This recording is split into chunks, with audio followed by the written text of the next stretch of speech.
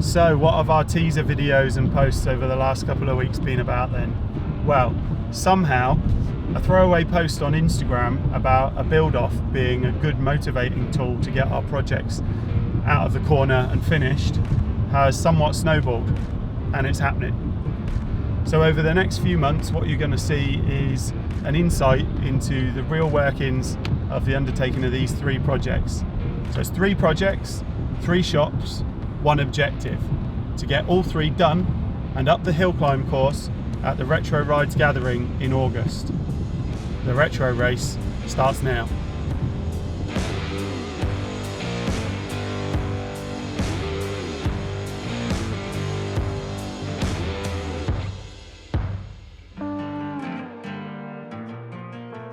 So this is my entry into the Retro Race. This is a Grumman LLV. It's a US postal truck built specifically for the US Postal Service. Came into the UK new to be used by Pinewood Studios. I managed to get my grubby hands on it and I'm cutting it up. I'm going to turn it into something a bit wild.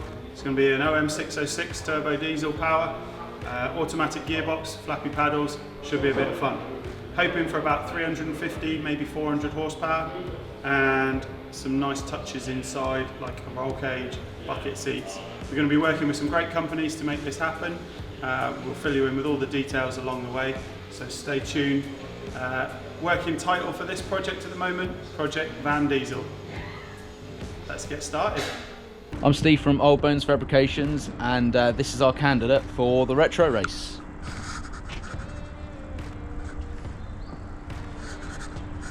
This is a 1958 Hillman Husky. It's a Californian import, so it's left-hand drive. We're going to keep it like that as well. Being a California import, we are lucky in the respect that there's not too many rust issues to deal with. All the British versions are probably evaporated or dissolved into the ground by now. We've kind of gone for this because it's quite rare, quite a unique little vehicle, and you don't really see them too much over here, especially in the kind of show scene, and they're not too heavily modified. If they are, they're usually kept original. So we're just going to go a little bit wild with this. I'm not going to release too much information at the moment because I do want some element of surprise at the unveiling, but I'll go over a basic brief of what we're going to be doing to it. Axle brakes wise, to be fair, I haven't even looked at it yet. We're going to be pulling this out. I'm going to have to put some sort of limit slip in there anyways. I believe it to be an English axle, so cross the hurdle when it comes to it. For the front, we're having some custom brakes made, 300mm rotors on some 6-pot calipers. So because we're going to need some stopping power, aiming for about 3 to 320 bhp. So, and it's going to be about 850 kilos. So it will shift. Right, this is the interior.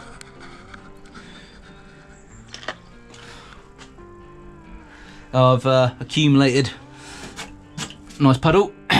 It's been sat out in the car park here for about 4 years. I do find the interior actually quite endearing. It's so shit and basic, but I quite like it. But I am going to have something to hug my ass when I'm pushing 300 ponies. So again, kind of a bit torn on what we're going to be doing there. We've had all the original analog gauges converted to digital, so that's a nice little mod, and that will just marry up to the standalone ECU as well. I'm going to keep the rear folding seats, do something with those, and with the air system in the back, we're going to be doing something really trick as well. We're going to name the project. Every project needs a name. We've got 2 in mind at the moment. We've got the Project Turbo Merriment or Project Roots Maneuver, as it's a Roots Group car. Kind of a little bit torn between those at the minute. Maybe you guys can help us decide. Who knows? But anyway, that's the walkthrough of the Hillman Husky and our candidate for the Retro Race. Well, stay tuned for updates. So, the build off. It's mid-January, end date is mid-August, and yeah, here we are with our starting of our project. It's a 1965 Ford F250 long bed. Plans for it. We are going to go independent front suspension, potentially ladder bar rear.